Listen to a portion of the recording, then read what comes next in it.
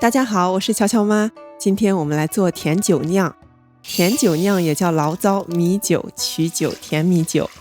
做酒酿一般用糯米，因为糯米的主要成分是淀粉，用其他的粮食也可以做，比如大米、紫米等等。而糯米的糖分比较高，所以发酵效果好。糯米洗干净之后换上清水，室温浸泡8个小时左右。夏天要放冰箱冷藏浸泡，需要12个小时以上。泡好的糯米会变软一些，颗粒完整，用手能掐成粉状。我们来蒸糯米。做酒酿用到的所有工具，包括手，都必须干净无油，最好垫上纱布来蒸米，这样才容易蒸透。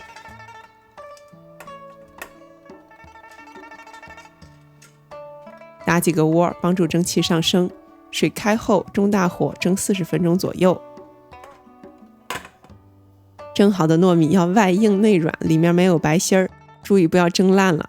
蒸好的糯米要放凉一些才能加酒曲。这一步一般有2种做法，一种做法是把热糯米摊开，让它自然冷却。我的做法一般是用纯净水淋饭来降温，用水淋饭做出来的酒酿不酸，口味上微甜。淋饭的动作要快一些，温度降到34到36摄氏度就可以了。这是我用的甜酒曲。甜酒曲里主要包含的微生物有根酶和毛酶2种，还有少量酵母。酒酿的制作原理是利用甜酒曲里根酶的糖化性能，通过糖化作用把淀粉分子分解为葡萄糖，然后酵母菌将葡萄糖分解发酵。捣碎的甜酒曲用温水化开，这个时候酒曲里休眠的酵母菌就被激活了，我们把它倒进糯米里，给它提供一个温暖舒适的环境，酵母菌就开始生长了。这个过程会产生二氧化碳和酒精，往后看你就能见证这2种物质的产生。趁着米饭的温热，快速拌匀酒曲，中间打个窝，方便观察液面高度。最后在上表面也撒点酒曲。做酒酿不需要完全严格密封，我的锅盖上有个孔，所以我加盖了一层铝箔纸。2天之后，小孔里的酒酿已经达到3/5的高度了。你会发现中间的小孔里有气泡，气泡里面就是刚才提到的二氧化碳气体，同时闻起来会有淡淡的酒味儿，就是刚才说到的酒精。酒酿就做好了，表面撒一些凉的纯净水，帮助终止发酵过程。自制酒酿的酒精度数不高，一般在5度左右。装瓶放冰箱冷藏。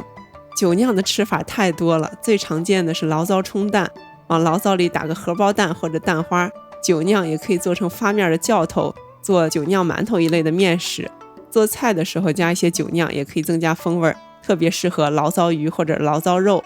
我们今天来做个酒酿圆子，碗里加糯米粉，浇上热水搅匀，捏成团，分成2个面剂子，搓成细长条，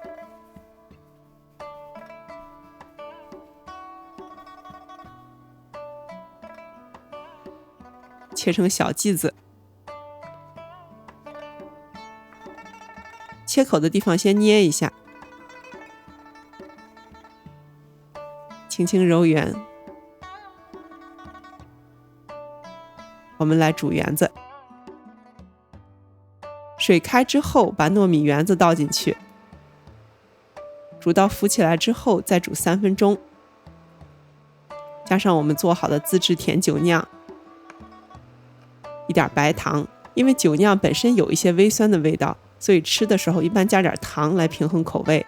再来2勺糖桂花，糖桂花和酒酿的组合就好像把你带到了江南水乡，这就是舌尖上的旅行啊。最后用淀粉勾芡增加稠度。天冷了，来一碗甜甜的糯米小圆子，胃暖了，身体都会感觉很舒服。感谢收看，欢迎您热情的转发，我是乔乔妈，我们下期见。